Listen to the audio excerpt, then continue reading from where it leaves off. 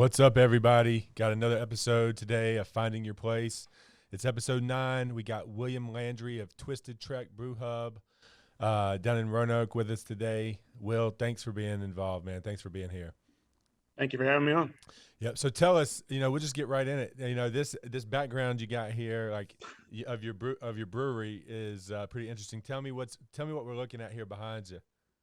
I'm just sitting on our mezzanine level that looks out over the brewing area. So the two stacks behind me are exhaust for probably one's for steam and one's for gas. Nice. The white tube off to my side is the auger for bringing the grain in from the grain room to the brew house. Yeah. So AC ducts. Is this an area of your brewery that the public typically they don't get to see this? No, they would. Oh, they would. would. Yep. We actually have this. I'm actually sitting at one of the tables that would overlook the brewery. Wow. Oh, that's cool. Very cool. Well, hey, let's just talk about it. Let's just get into it.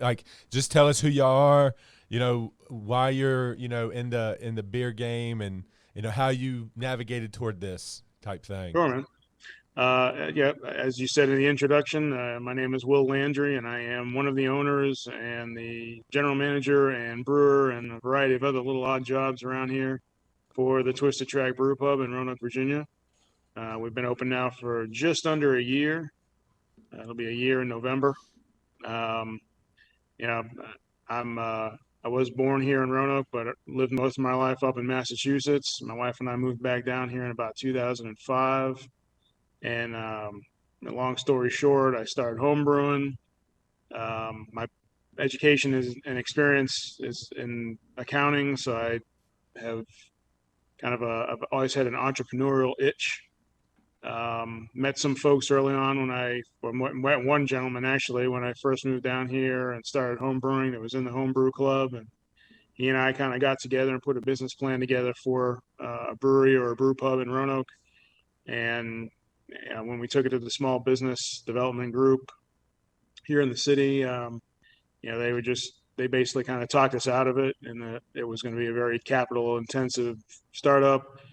I think we were actually trying to do a brew pub, which is basically a brewery and a restaurant, and anything with a restaurant in the title, nobody wants to really throw money at, because 80% of them, or whatever the number is, tend to fail.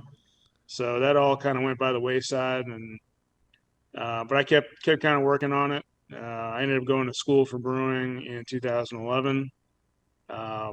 Met some folks that would ultimately open Chaos Mountain Brewing just south of here in Callaway in Franklin County. And they gave me the opportunity to brew with them. I worked there for the first 4 years that they were around. Kind of stepped away from that for a couple of years, get the kids through middle school and a move and all sorts of stuff like that. And just happened to know that I kind of ran into somebody else in the homebrew club that was looking to invest. And about a year after that, ran into a couple of guys that were taking the business of brewing here in Roanoke that Virginia Tech puts on. Met two more people there, and just kind of all fell into place. We ended up taking over the. Those are your investors. Those are the guys that believed in your vision, that believed in your product. You pretty much, sounds like you've kind of developed a community that loves beer, has a passion for it, and is allowing you to create something that can return them something significant maybe one day. And that sounds pretty awesome. Is that pretty accurate? Yeah, more or less. I mean, one of the guys is a very avid home brewer. One of the guys is a pretty serious home brewer. The other one really wanted to just be part of a brewery or a brew pub. Which is fine. He enjoys working on things like our merchandise and the cider that we sell here, which we'll probably talk about a little bit more in a little bit. Yeah. But so everybody kind of participates in one way or another. It's not like they're all silent by any stretch of the imagination. Right. Well, it's a good group. So in your education, you actually went to something specifically for brewing beer? There's a beer college type thing? Yeah, I mean, there's really, I think there's only one like 4-year degree type of a program, and I think that's at UC Davis. There are a lot of I guess you'd call them certificate programs, Yeah. 6 months to a year type of courses, and that's what I did. It's I went through the American Brewers Guild, which is based out of Vermont. Um, like I said, it was about a 6-month program. I mean, I prefer my education on the street. Just Well, that's what homebrewing's yeah, for. exactly. Just throw me in there. I don't need to see that shiny piece of paper. That's Yeah. just give me around some people that are like minded, that have passion, that want to figure it out. That's the way I prefer to go. So that's pretty Yeah, cool. there's some of that, but there's a lot. To say that I learned a lot from that program would be an understatement. Right. And to your point, the people that I've met through that have been, The key. phenomenal. Yeah. And I guess that's the reason why I mean, I would think any secondary education right now is really need to be focused on the people that you're going to be around with the same goals, maybe the like-mindedness, and not Sure. necessarily the end result. Because just because you're the best in the class doesn't mean you're going to make the most money. Yeah. Doesn't mean you're going to produce the best product. Just because you can study well and do all that type stuff. But yeah. Yeah, they always say it's who you know, not what you know, No right? So doubt, no doubt about it. I think, and that's why humans will always be valuable. I think, you know, but yeah. So tell us some about, like, it looks like you've gotten some awards. It looks like you've got, like you've produced some great stuff. Just tell us about stuff like that. sure. Well, I mean, we haven't done a whole lot in the way of competitions yet here, just because we're so young. Right. At Chaos, we did really well there's the Virginia Craft Brewers Guild does an annual, I guess, competition. Did real well in there with a couple of different beers. Um, Microfestivus, which is the beer festival they have in Roanoke, although they haven't had it for a couple of years, obviously, kind of does some people's choice competition type things that we've done well in the past. So, I'm not huge on that. My way I look at it is the people that come through this door and pay money for the things that we make here is far and away more rewarding than any award. Not to take away from the people who make some great beer and get those awards, but Yeah. Well, see, yeah, I think that might lead. See, you're just trying to get attention. Like you guys yeah, need attention. These awards could be like, people look at that. That's a marketing piece.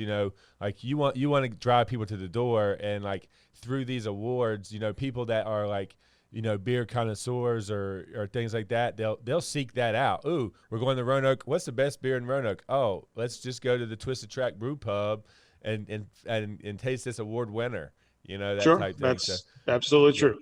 So I think that every and that's my marketing advertising mind, behind strategy to get people through the door. I just feel like that everything that you can do to bring attention to the business is key. Hmm. Because you are a destination spot, right? Like you're not sending your product out. They got to come to you to get it, right? Yes, for the most part, yes. Right on. All right, well, just talk about how you're driving people there. Like, what events are you holding? Like, what Okay. what entertainment do you have going on? I know I see some cool stuff here. So talk about what you got, what the ideas going on, and how people can come and have a good time at your place. Okay. I mean, since we've opened, we do a pretty consistent Tuesday night trivia, and on Thursdays we do a music bingo, which is a lot of fun. We've started doing open mic comedy the last couple of Wednesdays. I'm not sure how long we'll do that for. I think we were going to try to do it every week this month and see how it went. And unfortunately, the host I think just came down with COVID, maybe. So Oh we man, might have to. We didn't do it this week. Not sure we'll do it next week. We'll have to see how that all plays out. right? But that's been kind of fun. Always Yeah. trying new Oh things. yeah, the comedy thing. I think people love to come out and laugh. So I think Yep, that would be something that a lot of people would enjoy. sure. Fridays and Saturdays are almost always of some sort of music, whether it's solo acts up to 4 or 5 piece bands. Um, some Sundays we'll do music, but I think we're trying to dial that back a little bit now. Um, We've got some board game type things coming in, and some of those larger adult versions of Connect Four and Jenga and all Oh, that stuff. cool. So we don't have those all the time, but I think we're going to talk about maybe bringing somebody in for that. But yeah, Sundays for games and family time. So it's pretty wide open. We try to keep it as family friendly as we can. Right. Have you done the axe throwing in a while? I know you did We that before. haven't. We were doing that for a while, and I think I'm really not sure what happened with that. I think we tried switching the days to like Saturdays, but they were already booked.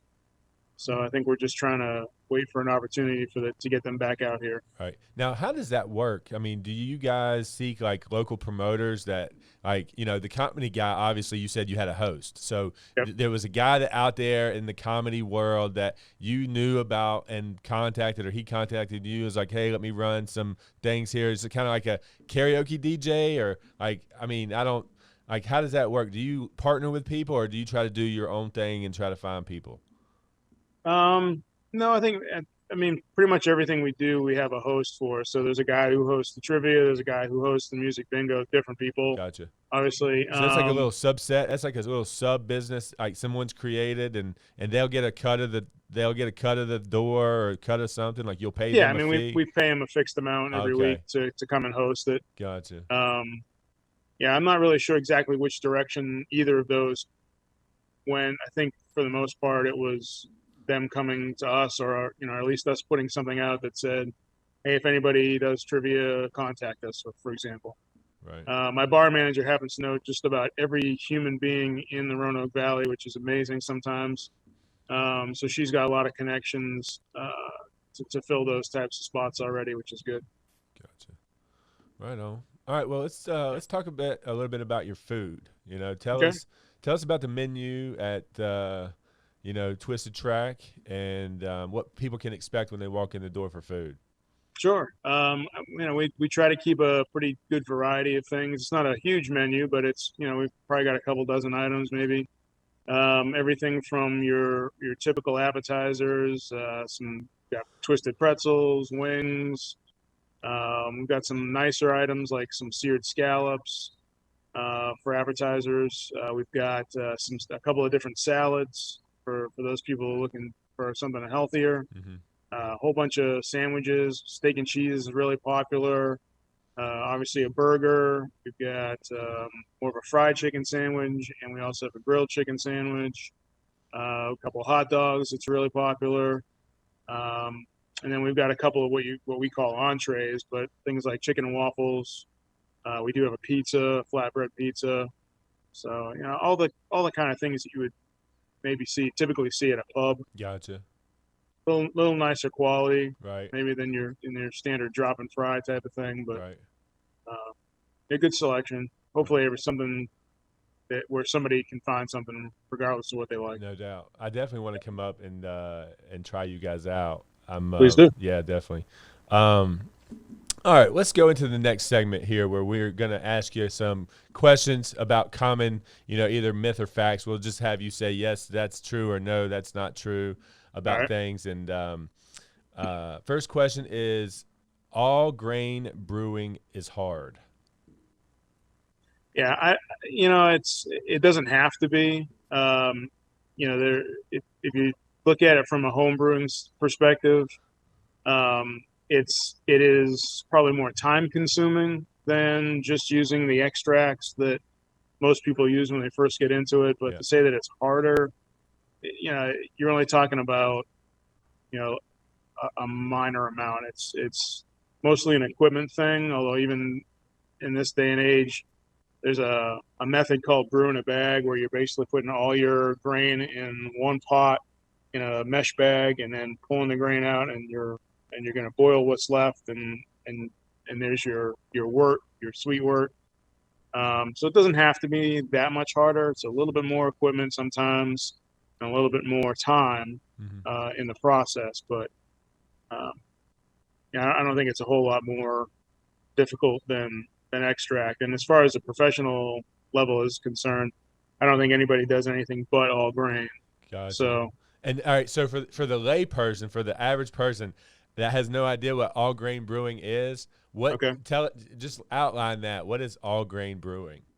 So maybe look at it like this. I mean, the end result that you want is a liquid that has a lot of malt sugars in it that the yeast are then going to ferment to produce the alcohol and the carbon dioxide that we look at as beer. Yeah. So how do you get to that sugary water that's called wort? And you can either do it with just like simple syrup extract, where somebody has boiled it down, put it in a can, and all you're doing is adding water. Uh-huh. That's the easiest way to do brewing. Or you can take some barley, some malted barley, um, basically crack it. You don't want to make it a flour, but you want to crack it open, expose it to water, and that's your mash. A lot of people are familiar with the term mash. At that point, all of the enzymes that are in the barley are converting the starch to sugar, and now you've got that sugar water um, from that method, and that's all grain. So you're using all your grain or all different types of grain to get that sugar water. Gotcha. That's interesting. Never knew that. Okay. Would never have realized that for sure. All right. The tint of the beer bottle does not matter. The tint. Yes, it does. Absolutely. So there's a couple of things that are very detrimental to beer as far as the longevity of its quality. Temperature is obviously one, which is why most beer is kept in a refrigerator. The other is sunlight. And what the sunlight can do is, oxygen is another one, but that's not the issue. The issue for the tint of the glass is sunlight. So what sunlight does when it hits the hops that are left over in the beer is it creates this skunky flavor that most people I think are familiar with. That oh, this beer tastes skunked or what have you. It's that reaction. So obviously a clear bottle won't filter out any sunlight. A green bottle, I want to say, is something like maybe 60%. I'd have to look it up again. It's been a while. But your brown bottle is by far your best, and that's probably 90% or so. So the tint does matter from that standpoint. Gotcha. Right on. So that's why Corona and that clear bottle, they get that, they go, I think I've heard it called skunk or something like that. I get it. So the sunlight does affect it, and the tint is crucial, right? It can be, yeah. There are ways around that. Breweries like Corona typically will use, while they will have some hops in the beer, they typically use like an extract for it that doesn't have the components in it to create that skunky flavor. Gotcha. Or at least they should be. I think for the most part they do, which is why they can get away with that clear glass. Right. But obviously, so some ingredient in it won't spoil with the clear bottle. Right. So gotcha. And then like Heineken in the green bottle. Why did Heineken choose the green bottle, do you think? Couldn't tell you. Yeah. Again, it's probably the same extract is used in that. Otherwise, you might be more inclined to get some skunky character in a Heineken. Yeah. If they're using like real hops. Gotcha. Okay. Don't work there. Don't know. Right on. I just, you never know, the history of like why people choose. And it's just funny how people choose and if there was intention behind the choice. I didn't know if you happen to know that. Yep. I'm sure people, have always wondered that. But anyway, dark beers are heavier and stronger. No, not necessarily accurate at all. The example I like to give people when we talk about this type of thing, obviously everybody's familiar with, Budweiser, Coors, whatever you want to call it, the macro lagers. They are pale in color and very light beers. At the same time, you can have a beer like Modelo Amber or anything. There's a Right. variety of different amber beers. There's also a style like a black lager that a lot of places will do, that is just as light in taste and flavor and body, but is jet black. Wow. The same can be true for heavy beers. I can do, a barley wine or a double or triple IPA that is, very, very pale in color, but again, in that 8, 9, 10% alcohol range. So color is not a deciding factor on alcohol strength at all. Mm-hmm. Okay, that's interesting. I would like to taste that dark colored beer that tastes light. That would be very interesting. Well, I'm actually going to be brewing to get one of those next week. So Nice. give me a month or so. All right, right on. When you have it ready, let us know. Will do. Yep, I'll make a trip down there for sure. All right, going to the next section, behind the pitcher. So this pirate pitcher here, tell us about that. I believe that was the first time that we had those guys out there. It's a pirate band, so they obviously dress a lot like you would consider a pirate attire to be. They play a little bit of rock and roll, but it's definitely some sea shanty type thing. They have actually a great harmony when they just do a cappella together. Funny group of guys, really entertaining. They've been out here a couple of times now. And actually right behind them, funny enough, is the axe throwing trailer, I think. I think that was something we did back in the early summer when we had them here. So, yeah, just a great group of guys, great band. Right on. So who is this in the thing? That's not you, is it? No, I believe that's two of the guys from the band. Okay, gotcha. Well, very interesting stuff. Just give them the outline when you're open, where you're located, how Sure. they can find you, and we'll go from there. All right. We are currently open, Tuesday, Wednesdays, and Thursdays from 3 to 9, Friday and Saturday from noon to 10 p.m., and Sundays noon to 8 p.m. We do have a website, twistedtrackbrewpub.com. If you want more real-time information, events coming up, things of that nature, your best bet is to follow us on Facebook. Again, that's Twisted Track Brew Pub on Facebook. There is also an Instagram account that's Twisted Track Brew Pub, that we will post to. Pretty much whatever goes on Facebook goes on Instagram, vice versa. So those are definitely the best ways to get in touch with us or keep track of what's going on here at the Brew Pub. Gotcha. Well, we look forward. We look forward to the day we come and see you, and get to meet you in person and enjoy your beer and your food. And we encourage everybody to come down and give you a shot as well when they're in Roanoke. Sure. And man, I appreciate you being involved and giving us your time. And I'm just going to kind of wrap it up here, and we'll talk to you in just a little second, off air in a second. Okay. Okay. All right, guys. That's episode 9 of Finding Your Place today. Will Landry, Twisted Track Brew Pub in Roanoke. We appreciate you watching. Please consider subscribing, sharing, comment on this video if you have any questions for Will. And that's episode 9. We appreciate you watching, and we'll see you next time.